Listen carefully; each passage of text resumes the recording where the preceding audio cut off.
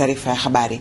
Kanisa la Kiinjili la Kilutheri Tanzania KKKT limemuingiza kazini rasmi mteule Askofu Frederick Shaw kuwa mkuu wa kanisa hilo baada ya aliyekuwa mkuu wa kanisa hilo Askofu Alex Gerhards Malasusa kumaliza muda wake wa kuliongoza kanisa hilo kwa miaka 8.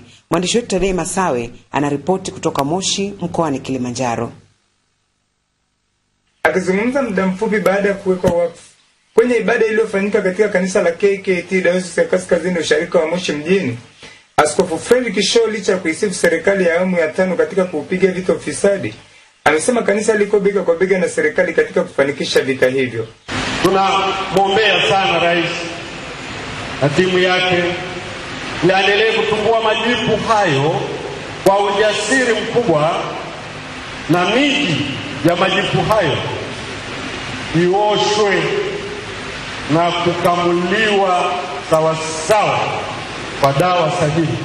Ni wajibu mzito unaohitaji sana hekima ya Mungu.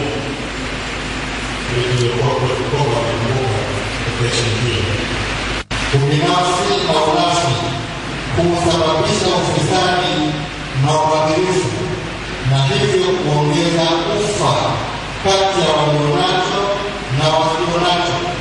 Mgeni rasmi katika ibada hiyo, Waziri Mkuu wa Jamhuri ya Muungano wa Tanzania Kassim Majaliwa, ambaye alimwakilisha Rais wa Jamhuri ya Muungano wa Tanzania, amesema serikali inatambua na kuthamini michango mbalimbali ya kijamii inayotolewa na taasisi mbalimbali za kidini ikiwemo kanisa la KKKT, na kwamba serikali itaendelea kushirikiana katika kuisaidia jamii.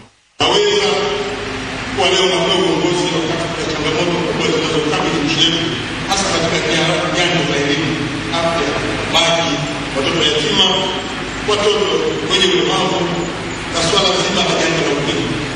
Changamoto hizi zinatupa kigezo ima juhudi na uwezo wetu kama viongozi wa serikali na viongozi wa dini katika kuhudumia jamii yetu.